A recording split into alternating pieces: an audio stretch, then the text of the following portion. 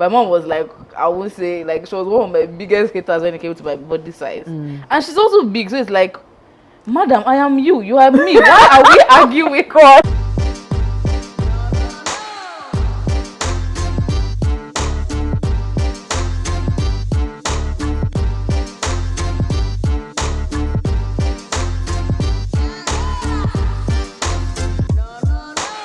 Hi guys, this is the Bodied and Mindful podcast show, and I am your host, Coach Nikki, or if you will, Nikki Dibbles, for today. Okay. So, this is a show where we explore the complexities, the intersection between body positivity and your mental well-being. So today we're going to go a little bit off the hook of our usual style, because today I'm with Ele. She is a plus size influencer. She's a lifestyle content creator, and she's a lot more than what she looks like. And that's one of the things we're going to be discussing today. We are plus size and we are more than what we look like. Thank you. So our first question with you today is, tell us, what was that one experience that changed your life, that made you start to see yourself differently? I think for me it was lockdown. Yeah, I used to influence model before, but it was lockdown. I think that time everybody had this soul-searching moments where you had to go deep down and search what's the other thing you could do that's out of the normal. So yeah, that was it for me. It broke me. It really did break me, but it also built me up. How did it break you? Exactly? In the sense that I started to see that most things were more of a facade, and it's more like I was just chasing cloud and chasing things that I know won't benefit me long term. So I decided to stop and then look at myself. And then I found out that I could be more than what I already am. And I shouldn't do what I do because of other people. I should do it because it is my choice and it makes me happy. So I just stopped the whole, I needed to please everybody on social media so I could get likes and following. And then I decided to do what I wanted to do. Even if I didn't see likes, even if I didn't see comments the way I expected it to be, but I was still happy with myself. Interesting. Yeah, I'm still happy with myself. I think most times when people meet plus size influencers or creators, they always have one track mind about it. I think I kind of experienced the same thing. Although I didn't go into social media, I was never the social media type until after the lockdown. I think it was 2021 or 2022. I can't remember. I think 2021 when I went viral on, it wasn't on purpose, it was by mistake. Because I was somebody who used to post once in a month, once in 2 months. And then I just posted something and it went viral. And somehow I wasn't prepared. I hadn't thought of what I could achieve from social media at the time. At that time I was just excited, like, oh wow, so it's possible for people to notice me. Do you understand? It's possible but then I had to struggle with trying to do things, to do it in such a way to please people. And I think that was because I didn't have a plan. So I agree with you when you said you realized a lot of things were a facade. So I understand most of us. And then once we try being serious, we start to maybe figure out, like, okay, I can actually use my platform for something else, something that I can do, something that I can do long term. And even if you don't see likes like that, so I can relate with you. It's more of yourself, because before it's more like, oh, I want the likes, oh wow, I got 10,000 likes. Like, what did 10,000 like do? Transform into? Did you make money from it? No. Was there any reasonable conversation? Was there any? It was just more of all these vibe hungry people that just needed to type something and just wow, some go all the way wow emojis. I'm like, no, you need something better. You need someone to come and be like, oh, that your post, I like it because of this and this and this, and then spark up like reasonable conversations that could change someone's life. Yeah, that was what I did. Interesting. That's interesting to know. Thank you. Okay, can I ask one question? Yeah, sure. We are plus size. Yeah. And there's always this notion that every plus size woman has, that we are depressed and we have low self-esteem. And I think people just assume, even though at some point they might be right, but they might be right in the regards that every other person, whether you're plus size or not, there's always that phase in your life where you're unsure of everything. So how do you deal with people? Have you ever experienced, let me even ask that first of all, have you ever experienced people assuming you're what you're not, rather? Yeah, it's possible. How do you deal with it? Why is because I think it stems from our upbringing. Most times we saw our moms who were on the big side, and we saw the reaction people had towards our parents. Especially if you had a plus size mom, you see the reaction of your aunties, Did you have your uncles. One? Yeah, your mom was big. My mom's people are quite on the plus size. So I saw the way they reacted to, oh, she can't do this, and sometimes you hear them will be like, oh, she can't have children because she's too big. Oh, she can't do this because she's too big. She can't represent the man. You know, the way you want your woman to go out and look like the star of the show, but they're like, oh, she's too big, she looks old. So it's like, you can actually turn this around and then look better. And then for me, it became, I started to dress because I wanted people to feel like I'm more mature because I'm bigger. I'm like, you don't have to look more mature because you're bigger. You just be matured and then be yourself. If you want to dress like a baby, dress like a baby. If you want to dress mature, dress mature. It doesn't have anything to do with your size. They are outfits that will fit everybody. It's just, most people believe that, oh, you're just on Instagram showing that, oh, I'm happy, but deep down you're not happy. Yes, sometimes you're not happy because like everybody else. Everybody is depressed about something. If you're not getting what you want, you are depressed about it. So if I'm depressed, it doesn't have to do with the fact that, oh, I'm big. It might be because I didn't eat yesterday, or I'm broke today, or I have a project I'm trying to pursue and it's not forthcoming. Well. So why are you now relating to my body? Like, it has nothing to do with my body. Except you're dealing with like illnesses like PCOS, ADHD. Yeah, I can understand that, but if you're not dealing with that in just your body, there's nothing. I don't think there's anything like that. That was quite insightful.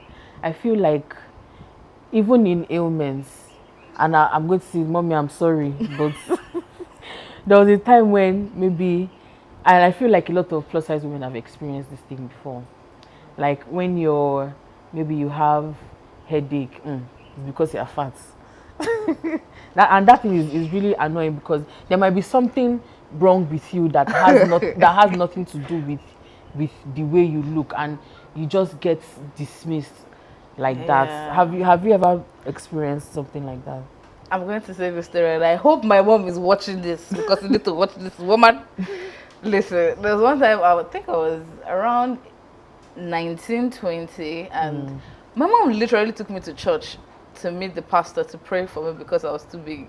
And then she did the pastor to pray so I started losing weight. I'm not joking. Okay. I kid you not, I had to fast for a whole week.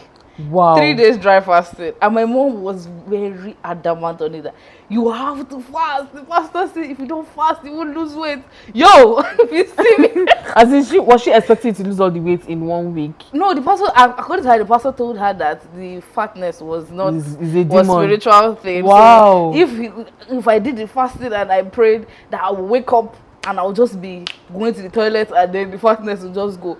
Wow. I actually haven't heard that one before, but please keep going.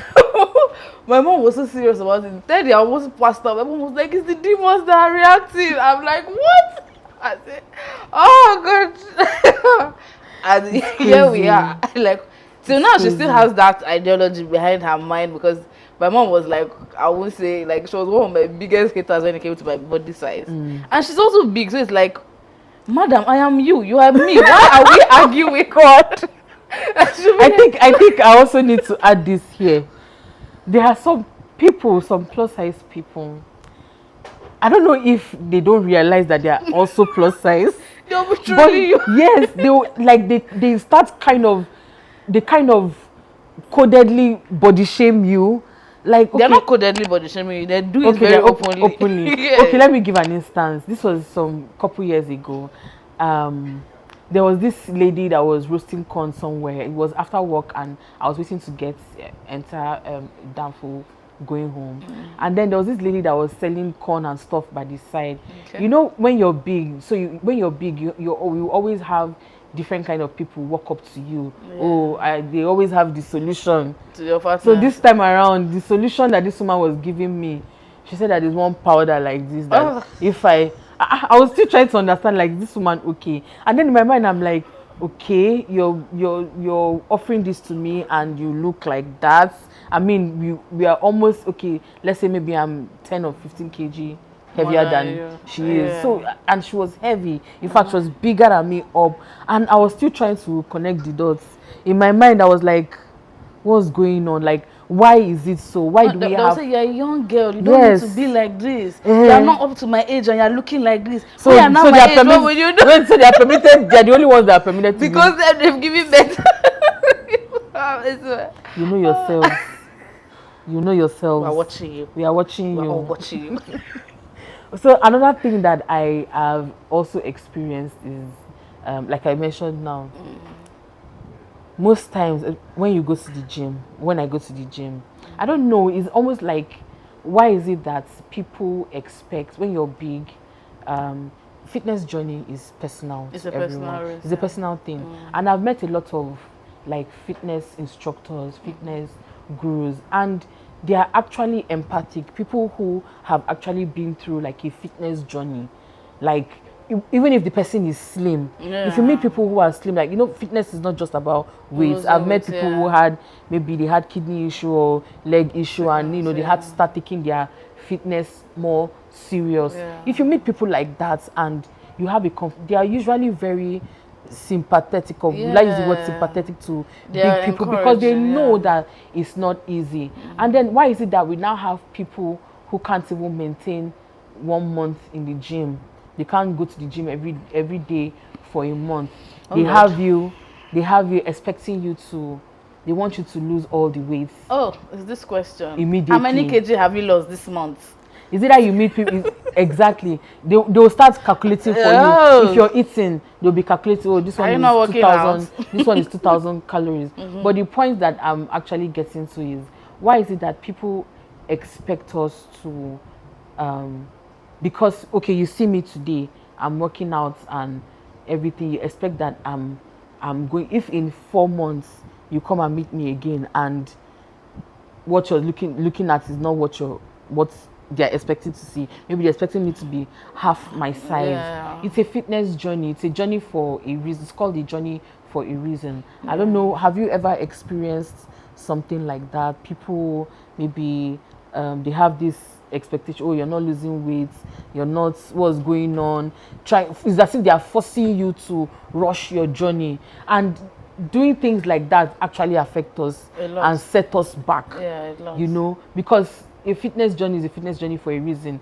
When you start to work on your diet, it's not going to just happen overnight. That's true. Nothing ever happens overnight. Okay, so if you notice, I started posting my fitness journey, I think, early last year, around February.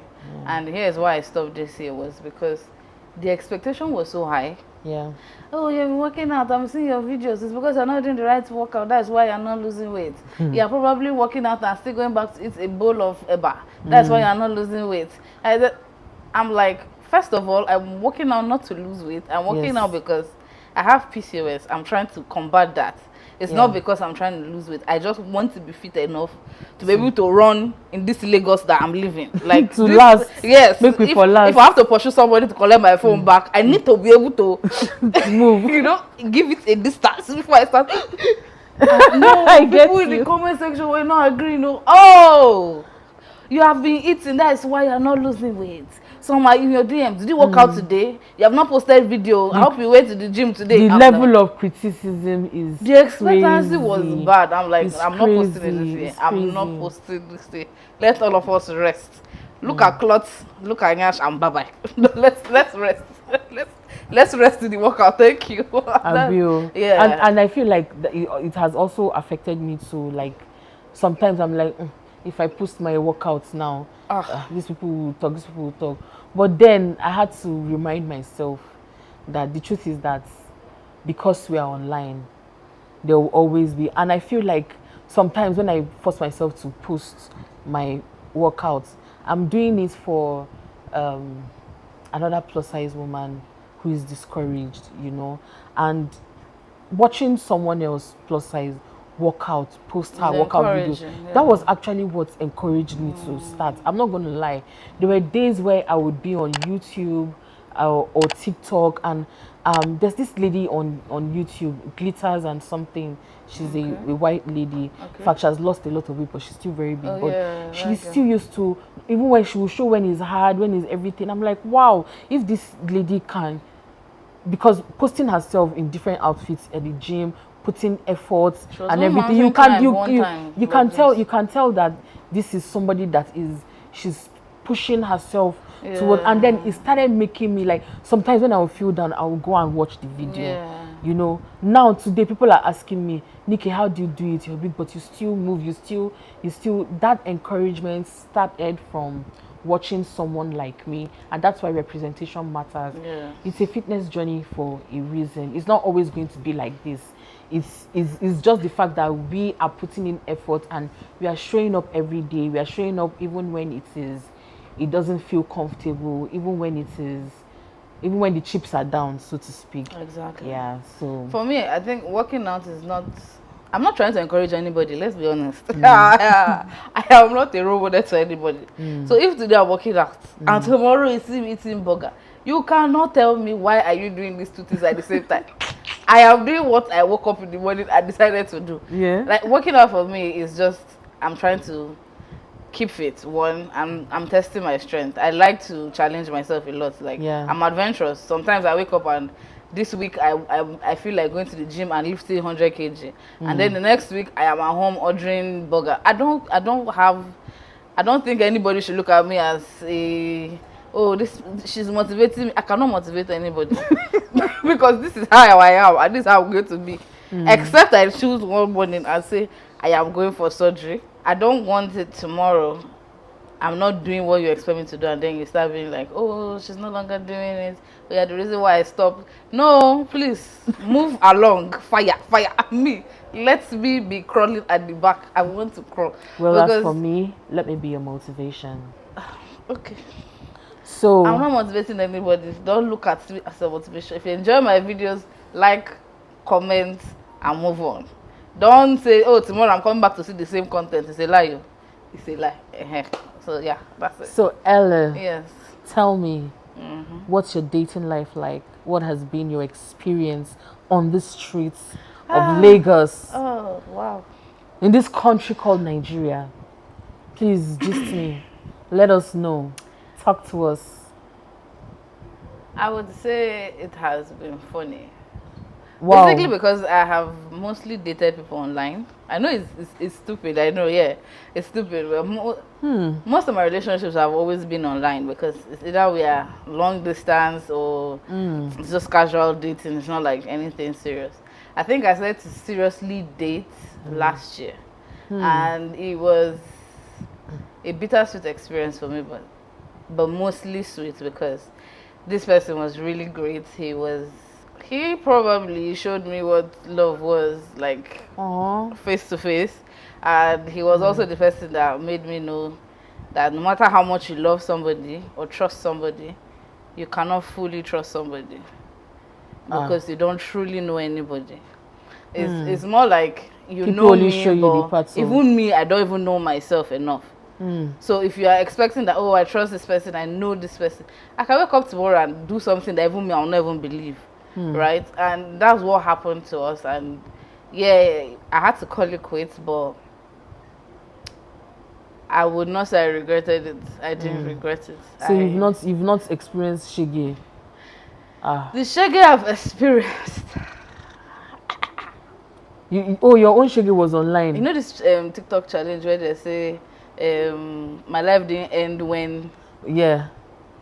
So tell My us. life didn't end when I found out that my ex was with me and my friend Uh-uh. and Who? my supposed best friend. Yeah. How? So Was it long distance too? Abuja, Lagos. So yeah, it was with me and my friend. So when he comes to see me, he will see my friend Wait, too. did your friend know that? She knew, and that was the reason why she went for him. Wow. Okay. Yeah, and then only for when I found out he had already proposed to somebody entirely different, and now they're This is just married. like the. This is exactly like the case. This Twitter. Did you hear this Twitter story where there's this pastor that we're talking about that he will date you for 1 year, like for almost a year. He will date you, come and see your people, or okay. I think in the dating process maybe intimacy is not Yeah. involved, but he will date you, do everything, do introduction. Then once he sleep with you because you're thinking of maybe Marriage. marriage, he will just before the wedding he will just off, and next thing he does it to another woman, the whole process again, I think it's and a he leaves narcissistic them. nature. Sometimes I wonder what makes people act that way. Is trauma. It's very deep down trauma. Very It deep down stems trauma. from something he has noticed either his dad He just did, can. He just didn't. and then he's scared that can I really be with one woman? I saw what my dad did, and my dad still got away with it. So probably I can do it in a more modernized version, and I might get away with it because I'm a pastor. Don't forget that. Yeah. To err is human, to forgive It's is divine. so something like that. So he keep doing it over and over again. Until he finds one that is now very tough on him, and then forces him to actually settle down with her. Yeah. And then he does that and now realizes this is actually the reason why I didn't want to get married. Yeah, so I feel like I was having this conversation about trauma, childhood trauma with someone. That if you check, a lot of us who have issues, who have problems with, who have experienced problems with our mental health. yeah, Something happened to us at the between the ages, our younger years, maybe Definitely. 4 years, 5 years, 6 years. Yeah. Like me, when I was 6, I was sexually abused, and that affected me on the long run. Before I started to heal and all that. So if you check, a lot of people, like his attitude now, he might see it as, oh, he's a man. That's why it says a narcissistic there are some nature. guys. There are some guys that I had this conversation with, and they're like, guys, they do them now. That guys do it. It's a normal. It's not a normal thing. How is it normal? It's orientation. He probably saw his dad do it, And or get away with he it. grew up around men who did the same thing, and then somehow he just believes that that's the way forward. No matter how hard he tries, no matter how hard maybe he might actually love this person, he just kind of, because he hasn't dealt with issues from his past. That's right. So do you believe truly that a lot of people are affected today by some of the things If that you they've experienced watch growing this up? Mark Zuckerberg and Elon Musk space, you will know that a lot of people are dealing with demons that are more powerful than they are. And I'm not meaning it in a spiritual term, I'm meaning it physically right now. A lot of people don't want to go back to their childhood. Nobody wants to sit back and say, why do I hate women so much? It's actually because I saw how my mom took the shege my dad gave her and never stood up for herself. Most men actually treat women the way they treat women because they saw that their moms couldn't stand up for themselves. Yeah. So it's more like I hate my mom for it. I hate the fact that you couldn't just challenge this man. I hate the fact that you let him go and have children outside and you will still stay with this man. I hate the fact that you let him beat you and you still stayed. I hate the fact that he would cheat, and instead of you to leave, you will still be trying to impress this man just so he would leave those women and come back to you.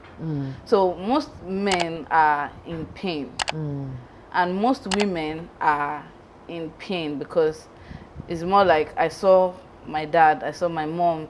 In fact, I probably don't even know my dad because They don't have a father figure to there's model. nothing like They that, have so what they call daddy issues. And it's a real thing, because if everyone has to start digging deep, some people might literally fall sick all over again. Like, you would know that you've not healed, you've not even grown, you've not matured, you just, age is just passing by, but you are still stuck. I tell people, I say, I know some people who are still stuck at 15 even though they're 35. And that 15 is where the trauma hit them so bad that you can't move past that place. Every of your decision in life is centered around that. It's like, and they might not even they don't realize it. They just say, oh, I'm making better decisions, but it still boils down to that particular incident that changed everything for them. You know, I can relate. You know why? Because I myself was in that situation, and before I started dealing with it, it was like I did not want to acknowledge it for so long, and I think that was what affected me. In not acknowledging it, it's manifested in different ways. I started, battling depression, even when I would say, oh, I'm fine, I'm not fine. No, I'm still dealing with it. It was when I took the decision, painful decision, to face, like, how long do I want to keep running? Is this how I want to live the rest of my life? Do you know, there was a time in my life when a lot of things I'm doing today was just like a dream, like something that I would never be able to do. And I'm only doing them today because I had the courage to face my past, because you have to actually acknowledge that something happened to you. And then start asking for help, and start now working on your life. And I feel like a lot of people, not just men and women alike, I've met a couple of guys that they were sexually abused to growing up, and a lot of them are still stuck in that moment. They are finding it hard to break free from the shame, break free from all these years they never spoke. I don't know, for some reason I have a way of relating with people like that, maybe because of my own experience. And even when they open up to me, they're usually surprised. They're like, why am I telling you this? All this, But I guess maybe they feel like I can relate because I have been through a similar experience. So there are so many men that have experienced something like this, and this has affected the way they treat women, or has affected their sexual life. I've asked, and nobody wants to talk about it. Everybody is just acting like, it's just one of those things, and it is not. Have you also noticed that a lot of guys who claim they love plus size women, if you ask them why, most times it's because they either were defiled by an older woman. You're right. Have you noticed that? I have. Because if I've you really ask them, why do you me. like plus size women? They'll tell you, they are fleshy. I'll be like, when did it start? And then they'll not tell you, oh, I knew sex quite early. How? Oh, my nanny used to touch me. My mom's friend. I've heard that one. My mom's friend used to touch me. More times than my auntie I would or my elder sister's friend. It always happens right from childhood, and then it starts to, before you know, they now have this porn addiction where they watch only plus size women, and then the only women they look for that kind of activity is just the plus size women. But if they had to date somebody, they would date a normal person. But if they had to explore that side of their trauma, it would always be with a plus size woman. That's why I do not agree when most men will say, oh, I'm into plus size women. I'm like, no, you're not. You just like it because that's the kind of porn that you are addicted to. Well, for some, it's a fetish, or it's just their preference. But it's still a porn addiction. At the same time, I don't think it's fair to generalize like that. That's why I say most. I didn't say not all most. of them. There's some that are just naturally. Some men are just naturally. Check. And there's nothing wrong with. Check their dating history. By the way, there's nothing wrong with being attracted to a plus size woman. No, there's nothing wrong with it. I'm just saying that if it stems from trauma, if it stems from, because this was what I knew first, it's a problem. Because now notice the kind of women they end up with. People who are totally the opposite of what they claim that they actually do love. Yeah, truly, because most men like that, if you see the people they married, if you see the women they're always they married, or if you see the ones that you would trust are the ones who are married to one. who have openly dated big women. Like they are proud of it.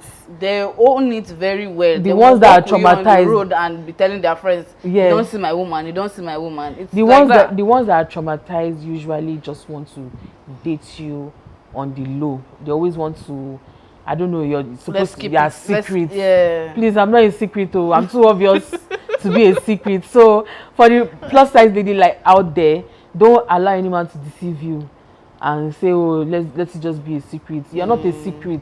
You're too obvious to be hidden, okay? That's right. So they be with somebody who's gonna love you for you, be with you. And another thing I want to say is, why is it that some men that you date who like plus size women, once they see you work out, when you're exercising, or you're trying to take your health more seriously, or you decide to start making changes, they don't be more like it. They don't like it. Why? That's because they like your body and not you yourself. I used to ask men that, oh my God, I really love you. I'll be like, why do you love me? If I was not me, would you love me? Because I know if I was not this size, you wouldn't be talking to me right now. True. I need you to fall in love with me as a person, my personality, my character, my attitude. Fall in love with that. Yeah. Body would always be there. Tomorrow I can wake up in the morning and say I'm going for surgery. What would you do? Will you dump me that time? I always used to ask that question, and their reaction always gives me the answer. You see them, they'll not start babbling. No, I love you now. If I don't love you, will I talk to you? Imagine. Like, what are we doing? So it's always that. Like, that's why I always say, if you claim you love somebody, you should notice it from their intentions. Yeah. If I say I'm working out, you don't need to ask me, oh, is it because I'm trying to lose weight? You should know, oh wow, what kind of shoe do you want to wear? Where can I get your outfits Thank you from? very much. Do you need workout supplements? Should I come and pick you? Should I send the driver to come and take you to the gym? I need somebody like that. I think we should also give this suggestion to people that like to tell us to lose that. It's only your opinion that we are eating. Yes. We wake up in the morning, oh, you full should gym outfit, 80K. Don't. Thank you. How can you like support 5. us? Those of you that are, you feel like we don't look good to you, or protein shakes, we don't look good for your eyesight. Instead of body shaming us, or instead of dropping all those lewd comments, why not try and support? I mean, ask me, what's the closest gym to your house? Can I support you? Can I pay for 3 months, or can I buy you cute active wear? Thank you. I mean, and why are the active wears? Why are they so expensive? And that's because it's extra material. How much extra? So if we had to sew our outfit now, it would cost 4 yards down, 3 yards up. Why do I feel attacked? So okay, fair enough. Now it's like fair 2.5. Fair enough. Reason. But please, I don't know. There has to be a way to make it more affordable. Please, na fat be fat. We didn't kill anybody. Most of them, even they buy it cheap, they will still shoot up the price because they feel like it's not popularly demanded yet. It's like, if I buy 100 outfits, plus size women can take only 20. And then the regular sizes will be around 80. So it's like, I think you're right though, to be fair. But I think it's also because a lot of plus size women are hiding. They are hiding. They're hiding. I mean, if this is what you look like now, does that mean you don't deserve to be happy?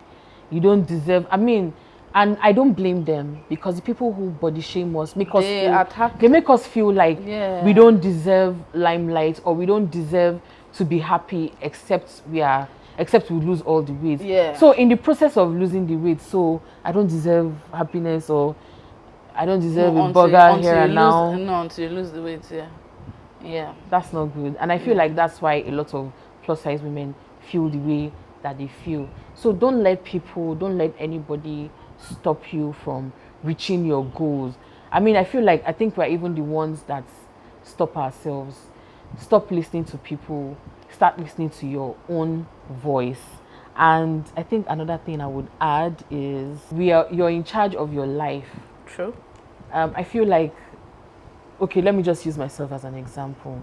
I used to feel that because I was big, it's I don't know why, I can't do anything, that maybe nobody would notice me, nobody would um, nobody would acknowledge me. Nobody would, and I don't know why I just hinged on that mentality. And I realized, because I get a lot of DMs, I get a lot of messages from young people, young plus size women too, and they are hinged on that oh, I'm fat, nobody will like me, nobody will love me, nobody will this, and you're so focused on that you forget that you can actually build skills, and you actually have to be the one to take your life.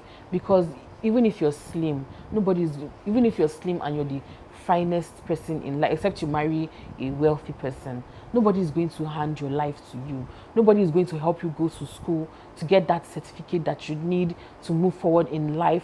Nobody is going to do it for you. You have to take it by force. It's up to you.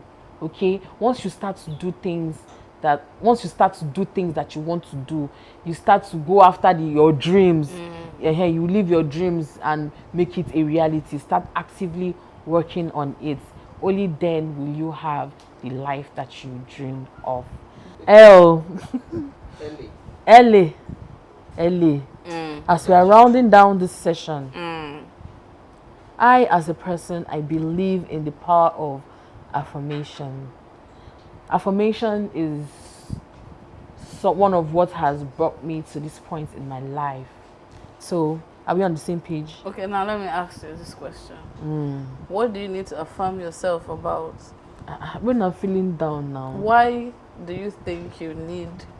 I need to encourage myself now. There are sometimes, you know how it is. There are sometimes different things happen to you on the same day. Maybe it's that day that your charger will not work. It's that day that something that you're chasing did not work out. Maybe you bought something towards something, or you're saving money towards something, health issue, something. Sometimes this thing gets worse. Okay, now let me tell you something. And for someone like me, and I know that there are a lot of people that are like that, when you have so many things happening to you at the same time, so many negative things happening to you at the same time, if you're not careful, you can easily fall into a cycle of feeling down, and it will now hinder you from doing things that you're supposed to do. So affirming myself is one of the ways. It's not the entire way. It's one of the ways that I get myself back on track. I'm like, you know what, I know you're feeling, let me give you an example. I'm like, you know what, Nikki, yes, this and this has happened. I know you're feeling down. I know that you don't have everything that you need. I know that you're trying to move you, and just take a moment, relax. You are enough. Like, I just start talking to myself. So for me, those are how words of affirmation work. Yeah. So that's how I feel myself. Well, I hear people say it, but I don't do it. You don't do it? No. So how do you? I use this part of the scripture that says, joy cometh in the morning. And I twist my own in a way like this. Anytime I'm having a bad day, I sleep. I don't know what it is. I would sleep. I'm not joking. Wait, I think there's a Bible verse that says, yes, brethren, or when your something is rest. Not rest. See, I grew up in Jos. Oh my God. And it was in the midst of that crisis, when the crisis was really happening. So our area, we had to vacate the entire area because they were like really wanting to enter, like break into that area.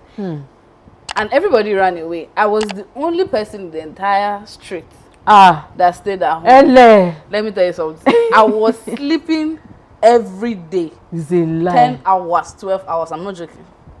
I don't know what it is, but there's nothing that can go through in this life that will make me sleep. I don't even know what to say I will about sleep. this. I can Guys. be in the afternoon, and if I see a bed, I'll go and lie down and sleep. Nah, lie. And the moment I wake up, I'm not joking. The moment I wake up, I'm okay. I don't know what it is, but that's how I am. I don't have that time to sit down and telling myself, oh, you're having a bad day, don't worry, feel you are enough, you are strong, you are resilient, Nibo. Okay, I tell myself, see, if you are not going to do this thing, you will not eat food. You see that hair you want to buy, you see that clothes you want to buy, you will not do it. Madam, oya. If I cannot sleep, so you don't encourage yourself like and I will rug. The way I will rug. I'm weak. am weak. I just feel like it is who you are. You don't need to tell yourself who you are. If you have to remind yourself what you want to be. Well, in my defense, going down to what I experienced as a child, what I spent over 2 decades of my life in depression, having anxiety, not feeling good enough about myself because of my experience. So I feel like we've had different experiences, and there are people like me who have experienced what I've experienced, and we need to have passed through the phase of wanting someone to come and save me or wanting someone to reassure me. I take on that responsibility for myself. I reassure myself and motivate myself. Okay, now let me dip my hand into my past a little bit. Oh, thank you. I've been depressed. I've attempted suicide. I have been raped. I have been gang raped. I have been pushed out of the house because of bad situations. I have lived on the street. I have hawked just to feed my family. Wow. I have worked as a maid. I have done odd jobs just to put food on my family's table. Not my own, like my parents. Like, I had to support the family. But I always say that is in the past. I will never ever let that define me now. Because that me has not grown as much as I've grown now. I have grown, it's like a plant remembering that I was a baby tree before and now I am a full-blown tree. Like, it doesn't work like that. If you are big, you are big. It didn't work like that for you. Yeah, no, I'm just saying for me, it didn't work like that. I went through all that, and So how did you come out of that situation mentally? How I came out of the situation is telling myself, You just sleep. it's okay. It is okay. But those are words of that. affirmation. No, it's too. okay to go through that. Those are affirmations If too. I have to tell myself, remind myself every time, then I've not left that place. You're not. Words of affirmation doesn't mean that you're still in that place. You have to feel bad for you to affirm yourself. You have to feel down. You're feeling down about situations that don't have to do with that. This is the thing. It's just if a you are way feeling down about that current situation, then talk about that current situation. And now that's the current situation I'm talking about now. The current situation. That's what I'm telling myself. You don't need. The thing is, where is the feeling down coming from? It's always the source that you need to attack, and not yourself. You're not the problem. It's what is happening that is the problem. Okay. So why are you feeling the way you are feeling? Why is this thing having so much effect over me? Why do I have to feel this bad for something that is above my control? It's beyond me. I cannot control it. I could not make this day a better day. So I don't need to feel bad. It's just a regular thing. Like, yes, I woke up and my charger blew and my ex called me and I'm angry, and then my mother said something that was very annoying, and then the business I was expecting didn't come true, the alert I was expecting didn't come true.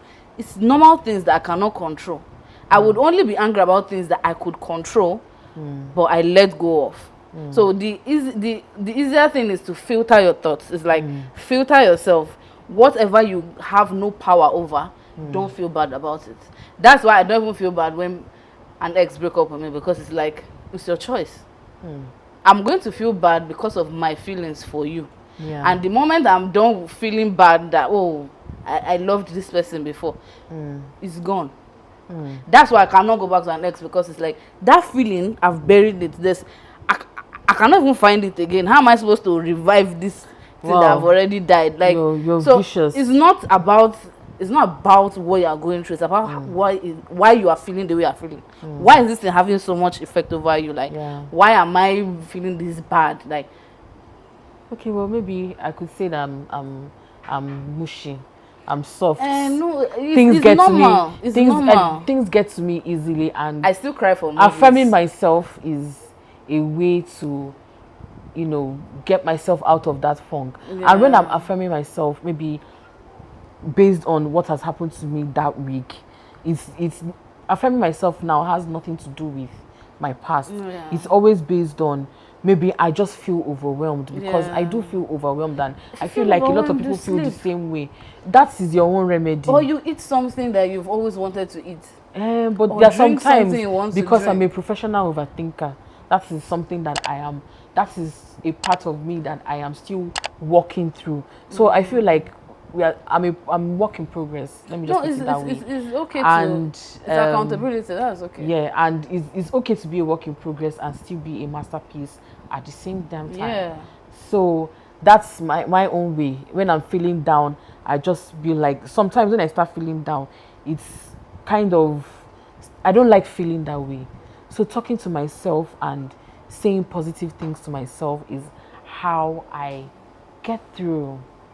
Okay. So can I ask you a question? Yeah. Who is your celebrity crush?